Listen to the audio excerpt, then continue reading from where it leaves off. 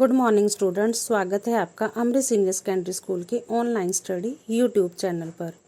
बच्चों, आज मैं आपको ई पाठ्य पुस्तक हिंदी 8वीं कक्षा की द्वितीय भाषा पाठ नंबर 5 शायद यही जीवन है का पेज नंबर 22 और 23 करवाने जा रही हूँ। इसका पेज नंबर 21 और 22 मैं आपको पहली वीडियो में करवा चुकी हूँ। शायद यही जीवन है नामक पाठ डॉक्टर मीनाक्षी वर्मा द्वारा लिखित है। इसमें लेखिका ने परिवर्तनशीलता में ही जीवन है इसका वर्णन किया है। इस पाठ में ये बताया गया है कि सिर्फ इंसान ही नहीं बल्कि पशु पंक्षी भी अपने घर को शिद्दत से बनाते हैं, संवारते हैं और उनमें रहने वाले सदस्यों की सुरक्षा का पूरा प्रबंध भी करते हैं। इस लेख में बताया गया है कि एक चिड़िया जिसका नाम दर्जिन है, जिसने बैंगन के पौधे की शाखा पर एक घोंसला बनाया हुआ है जिसमें 4 अंडे हैं। लेखिका उस चिड़िया और अंडों से इतना लगाव कर बैठती है कि उन्हें अपने घर के सदस्य के समान समझती है। लेखिका उन बच्चों को तब तक पूरा ध्यान में रखती है जब तक वे स्वयं उड़ना नहीं सीख जाते। उन बच्चों को जानवरों से बचाने का पूरा प्रयास करती है। देखें इस पाठ में आगे क्या होता है। चिड़िया अपने बच्चों के साथ कैसे जीवन व्यतीत करती है, उन बच्चों का लालन पालन और आत्मनिर्भर होना कैसे सिखाती है। बच्चों, पढ़ते हैं पाठ नंबर 5 शायद यही जीवन है का पेज नंबर 22 का आखिरी पैरा। संध्या होने को थी, मुझे रसोई घर में काम निपटाना था। साथ ही मन आशंकित था कि कोई चील या बिल्ली डिब्बे में रखे बच्चों पर धावा न बोल दे। यदि डिब्बा घर के भीतर लाती है तो इनकी माँ इन्हें ढूंढती रहती। काफ़ी सोच विचार के बाद मुझे घोंसले को पुनः शाखा पर बांधने का उपाय सूझा। पेज नंबर बेटा 23। अब मैंने 2 बच्चों को भी घोंसलों में डालकर घोंसला उसी पौधे की सबसे नीची डाली पर एक पतली सी रस्सी से बांध दिया ताकि मैं रसोई घर से उन पर निगरानी रख सकूं। पास के पौधे के पीछे छिपकर बैठी बिल्ली को देखकर मैं घबरा गई। मैंने बिल्ली को तो भगा दिया किंतु उसका भय अभी भी टला नहीं था। इसीलिए मैंने घोंसले की रस्सी खोलकर घोंसला उसी पौधे की सबसे ऊंची डाली पर फिर से बांध दिया।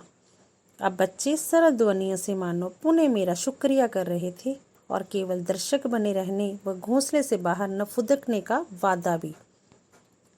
आज मैं स्वयं को शौकिया पंछी दर्शक से बढ़कर कुशल पक्षी विशेषज्ञ अनुभव कर रही थी और जैसे अब पंक्षियों से आत्मीय संबंध स्थापित कर उनकी अतरंग बातें भी समझने लगी थी। यहाँ पर बेटा लेखिका का उन बच्चों के प्रति आत्मीय प्यार दर्शाया गया है और वह अब उनसे इतना प्यार करने लगी थी, इतना चाहने लगी थी कि उनकी मन की बातें भी वो जानने लगी थी। सांझ हो गई। चिड़िया माँ काफ़ी देर से इधर उधर मंडरा कर घोंसला ढूंढ रही थी। बच्चों ने घोंसले से मुंह बाहर निकालकर ची ची कर माँ से संपर्क स्थापित कर लिया। अब घंटा भर चिड़िया माँ द्वारा आहार ला लाकर बच्चों को खिलाने का क्रम जारी रहा। रात्रि में चिड़िया और बच्चे बिल्ली से सुरक्षित गहरी नींद में थे। सुबह सूर्योदय से पहले ही मैंने घोंसले में झांका तो पाया कि चिड़िया माँ घोंसले में नहीं थी। 3 बच्चे पंख फड़ा फड़ा कर फुड़फुड़ उड़ने की सूचना दे रहे थे। दोपहर तक तीनों उड़ भी गए थे, मुक्त जीवन जीने के लिए, मुक्त आज़ाद।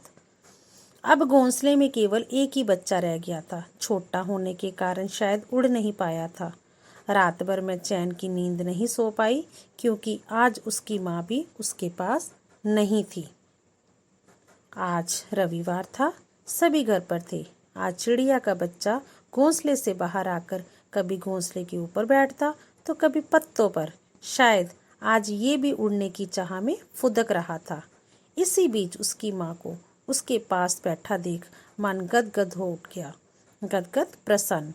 मैंने कमरे से चिड़िया के बच्चे के बहुत से चित्र लिए।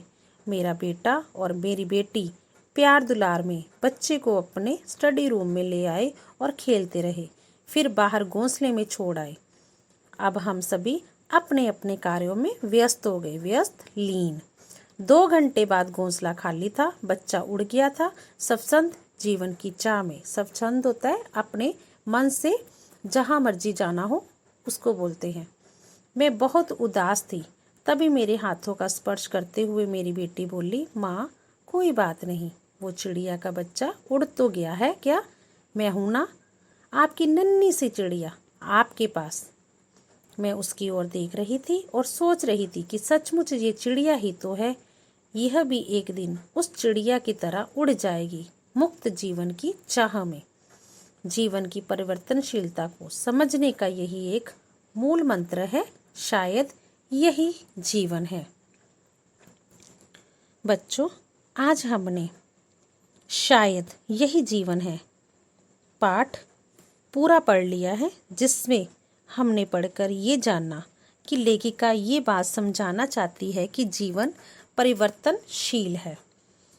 परिवर्तनशीलता में ही जीवन है, क्योंकि स्थिर होना जड़ होना है। जैसे बच्चे का जन्म होता है, वह पलता बढ़ता है, धीरे धीरे किशोर से बड़ा हो जाता है, एक दिन युवक बनकर वह वृद्धावस्था की ओर बढ़ने लगता है। इसीलिए चाहे वो पशु पंक्षी हो या मानव, हमें समाज में रहकर अपने परिवार के सदस्यों के प्रति अपने कर्तव्यों को पूरी निष्ठा के साथ निभाने चाहिए। शायद यही जीवन है। बच्चों, आज मैं आपसे इसी पाठ से संबंधित कुछ वस्तुनिष्ठ प्रश्नों के उत्तर पूछने जा रही हूँ, जिसके आपने सही उत्तर अपनी हिंदी की उत्तर पुस्तिका पर करने हैं। साथ ही साथ अपने स्कूल के चैनल अमृत सीनियर सेकेंडरी स्कूल को सब्सक्राइब करना नहीं भूलना। बेटा, ये प्रश्न उत्तर जो है देखें। पहला प्रश्न उत्तर इसका ये देखें। पहला प्रश्न ये है कि लेखिका ने आंगन में क्या देखा। दूसरा प्रश्न, चिड़िया के कुल कितने बच्चे थे। लेखिका को किस जानवर से चिड़िया के बच्चों को बचाना था। प्रश्न नंबर 4, चिड़िया कौन से रंग की थी। और प्रश्न नंबर 5 है बेटा, लेखिका किस बात से उदास हो गई। बेटा, आपने इन प्रश्नों के उत्तर पहले वीडियो को सुनना है, समझना है, फिर उसके बाद इसके सही आंसर अपनी उत्तर पुस्तिका पर लिखने हैं।